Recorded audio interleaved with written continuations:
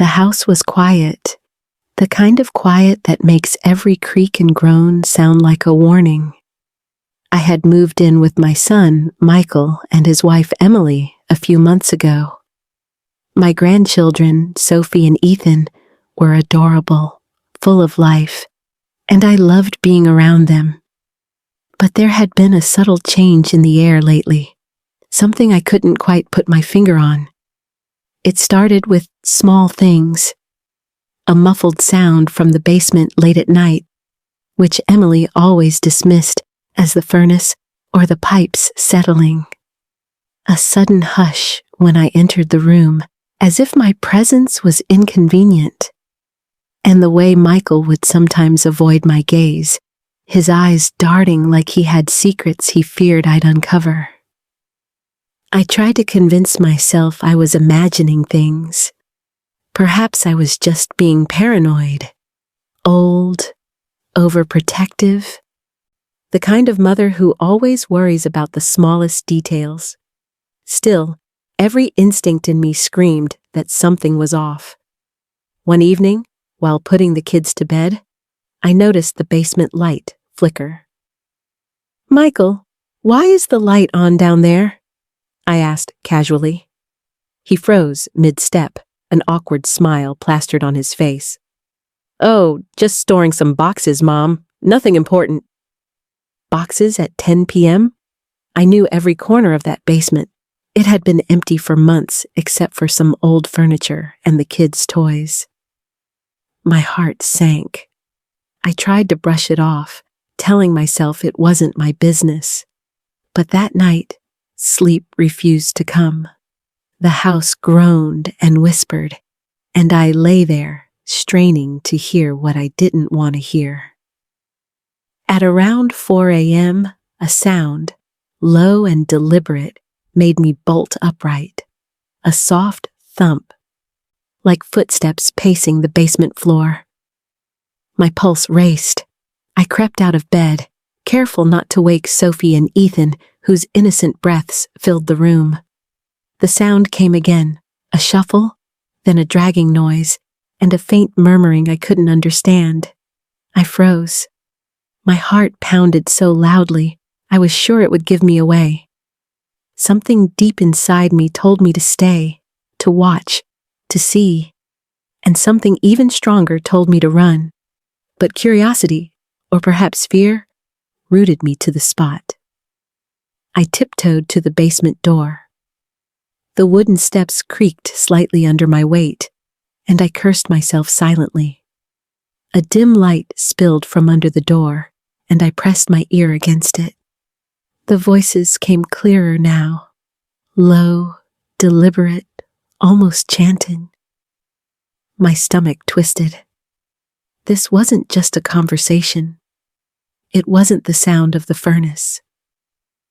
It was something else, something I didn't want to know. I felt a chill crawl up my spine. The mother in me, protective and fierce, told me in no uncertain terms. Check. But be careful. And whatever you do, protect the children. I backed away, heart hammering, and realized I needed a plan. I couldn't confront them without knowing what I was dealing with, and I couldn't risk the kids. I decided to wait, to watch, and most importantly, to be ready. Because by the time the first rays of dawn touched the windows, I would discover that the life I thought I knew was a lie.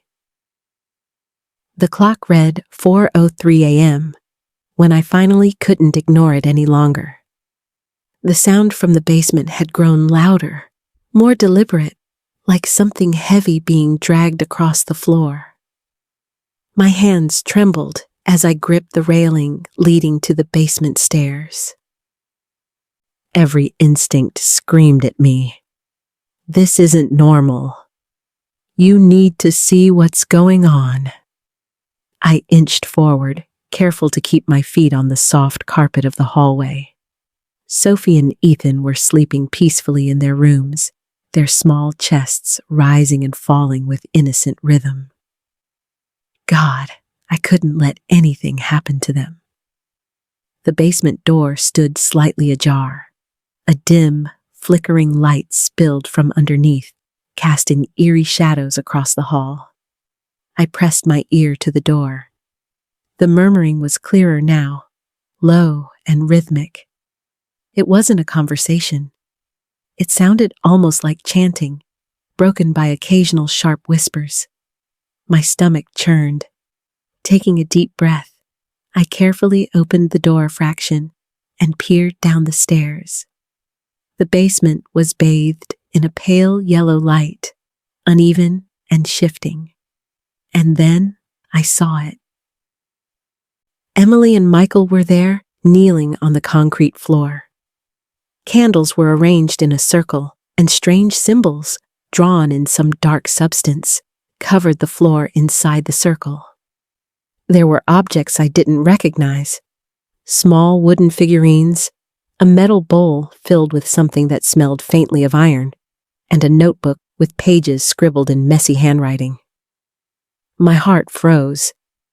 This wasn't just a hobby. It wasn't a late-night project. Whatever they were doing, it was deliberate, ritualistic, dangerous. The worst part? Sophie's favorite stuffed bunny lay just outside the circle, as if it had been placed there intentionally. My mind raced. Were the children ever truly safe here? I backed away slowly, my heart hammering, trying to think. I needed a plan. I needed the kids. I needed to get out. But before I could move, Michael's head snapped up. For a terrifying moment, our eyes met. I froze. Emily looked up too, her eyes wide, almost wild in the flickering candlelight. I couldn't wait. I couldn't risk thinking. I ran back to my room, grabbed Sophie and Ethan, shaking them awake. "Mommy! Grandma!" Sophie murmured, half asleep. "It's okay, baby. It's okay. We have to go. Now," I whispered, trying to sound calm but failing. The house was deathly quiet as I slipped out of the room, clutching the children tightly. Every step I took felt like a countdown to discovery.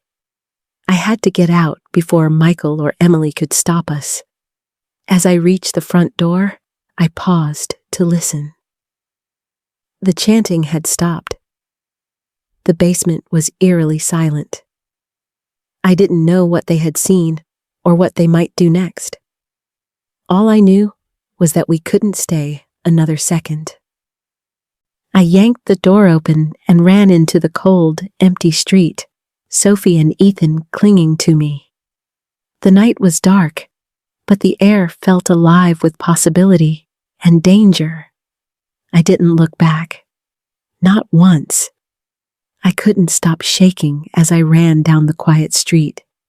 Sophie and Ethan clinging to me, their tiny arms wrapped around my neck. Every fiber of my being screamed that we had narrowly escaped something unimaginable. But even as we reached the safety of the street lamps, my mind kept replaying the scene. I had to see it again. I had to know what Michael and Emily were involved in. I had to understand, though part of me dreaded the truth. The next day, after pretending to leave the kids with a neighbor for a few hours, I cautiously returned to the house. No one was around. The front door was unlocked, as though inviting me in or daring me to come closer. The basement door loomed at the end of the hallway like a dark promise. My hands trembled as I opened it, stepping down into the stale, cool air. And there it was, the scene etched into my mind. Candles, still faintly smoldering, cast uneven shadows across the walls. The circle of symbols on the floor seemed to pulse, almost alive. The figurines were grotesque, carved in disturbing shapes I couldn't describe, each one placed with obsessive precision. Pages from the notebook were scattered around, filled with frantic, cryptic notes and strange sketches. But the most horrifying sight was what I hadn't noticed the night before. Among the artifacts were photographs, images of people I didn't recognize, their faces scratched out or defaced, some with ominous marks drawn over them.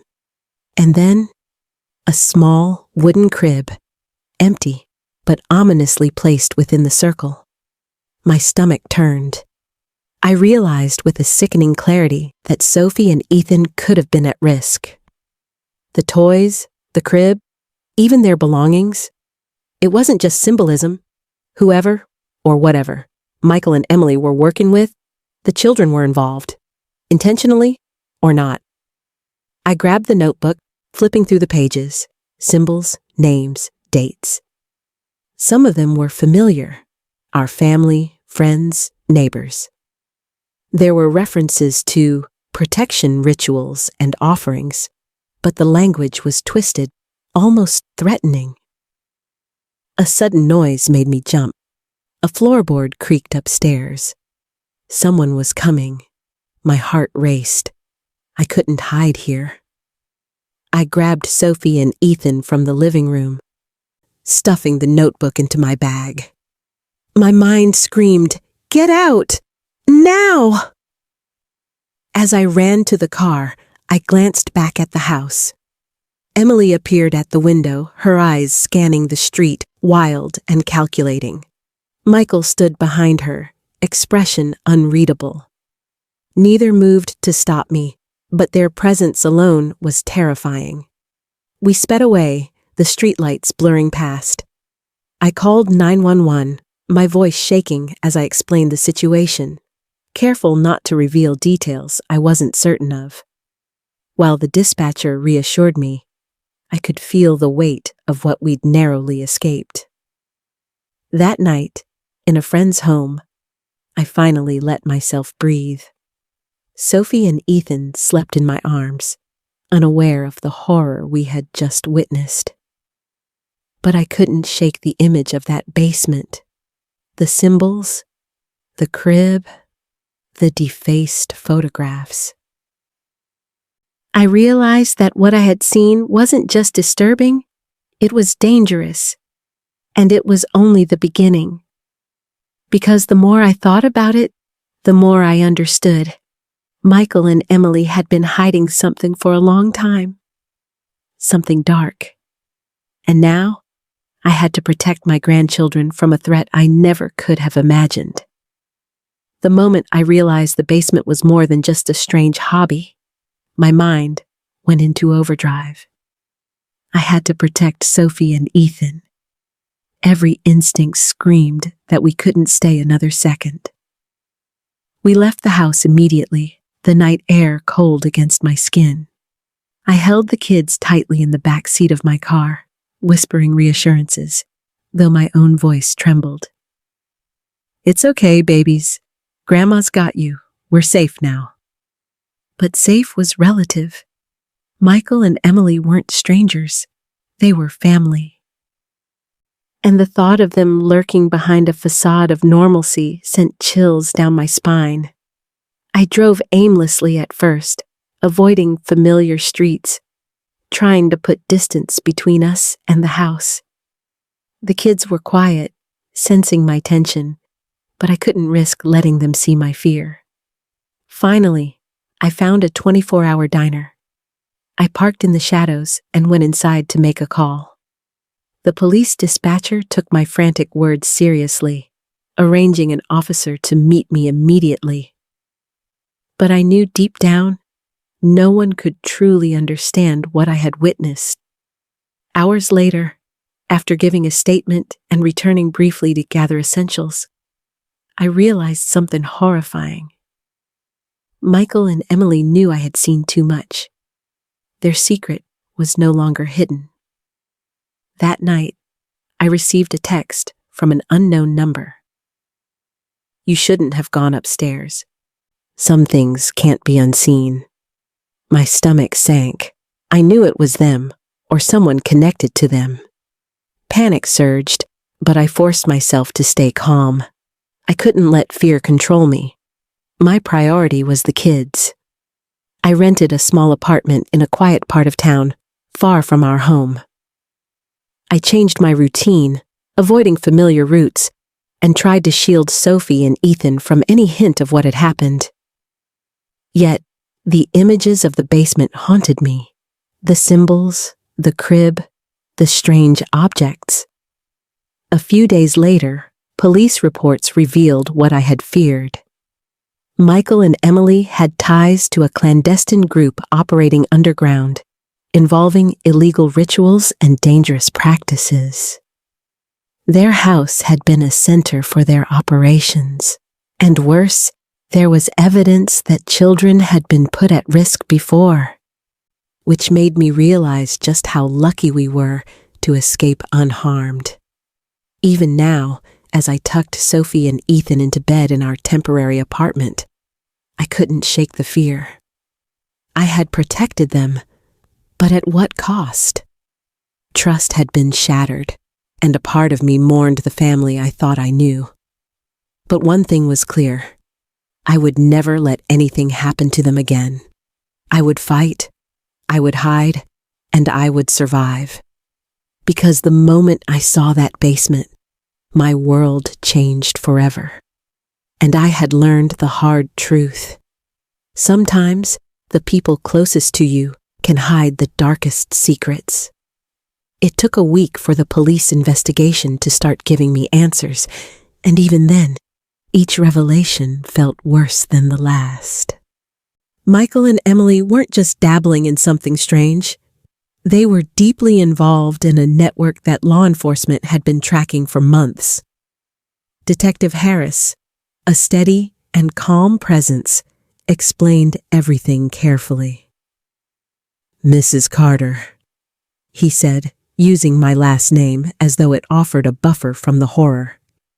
"Your son and daughter-in-law were part of a group that targets families to conduct rituals. These rituals are illegal, dangerous, and sometimes involve children. The basement at your house was one of their operation sites." I felt my knees go weak. The thought of Sophie and Ethan, innocent and trusting, being put in danger. It made my stomach churn. I had escaped with them, yes, but what if I hadn't been awake that night? The detective continued, showing me photographs, evidence, and transcripts. Michael and Emily had been careful, but their activities had left traces.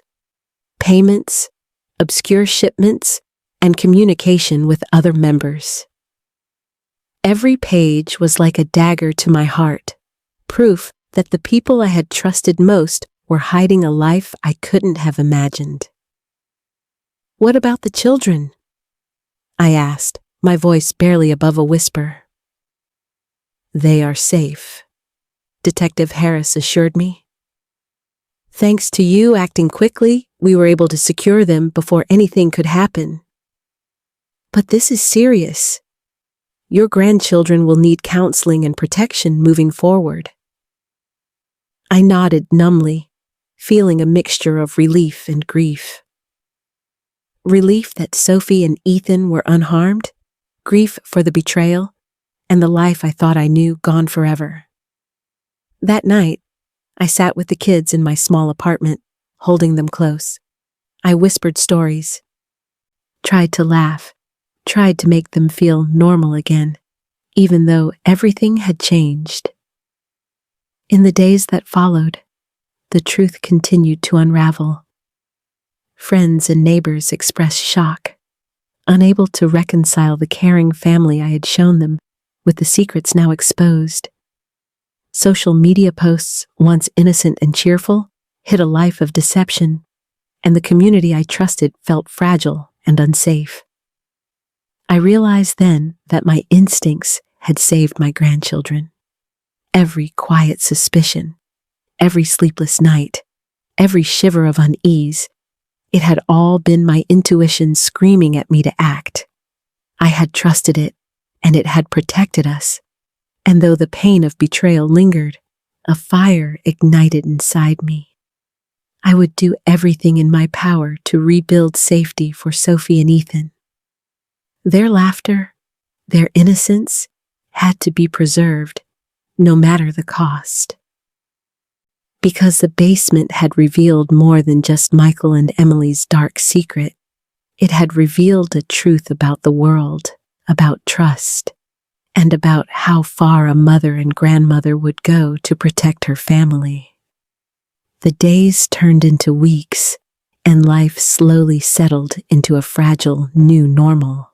Sophie and Ethan were resilient, but I could see traces of the trauma in their eyes, the hesitation, the occasional jump at shadows, the quiet moments when they clutched my hands a little too tightly. We moved into a small, quiet apartment far from the neighborhood we had known. It was modest, but it was safe, and for the first time in a long time, I felt a tentative sense of security. Every morning, I watched the kids play, their laughter echoing through the apartment, like a promise that we could rebuild, even after everything. Counseling helped, though it was slow. The children needed to process what had happened, to understand that they were safe now, and that the danger had passed. And I needed it too, not just to cope with the fear, but to come to terms with the betrayal. Michael and Emily were gone from our lives, arrested and cut off, but the scar they left remained. Even as the investigation continued, with police and social workers ensuring the family's safety, I realized something crucial. The basement had been more than just a physical place. It had been a test of intuition, courage, and love. If I hadn't listened to that deep, uneasy feeling, we might not be here today. Friends reached out, offering support, but I learned to be careful with trust. Betrayal leaves an imprint, and while it doesn't define us, it shapes the way we move forward. I taught Sophie and Ethan that life could be unpredictable, that sometimes people you love may disappoint or hurt you, but that courage, vigilance, and love could overcome even the darkest moments. Some nights, I still wake at 4 a.m., heart racing, imagining the basement and its shadows. But now, I remind myself that we escaped, we survived, and we have each other. I started documenting our experience, not for fame, but as a cautionary tale, to warn others to trust their instincts, to act on intuition when something feels wrong, and to never underestimate the lengths a protective heart will go to keep loved ones safe. In the end, I understood that our lives had changed forever, but so had I. I had faced fear, betrayal, and danger head-on, and I had emerged stronger, more vigilant, and fiercely protective of my family. The basement was gone from our lives, but its lessons would never leave me, and neither would my determination to ensure Sophie and Ethan grew up safe, loved, and free from the shadows of the past. Because some horrors can be escaped, some secrets exposed, and some love, like that of a grandmother protecting her grandchildren, can conquer even the darkest nights.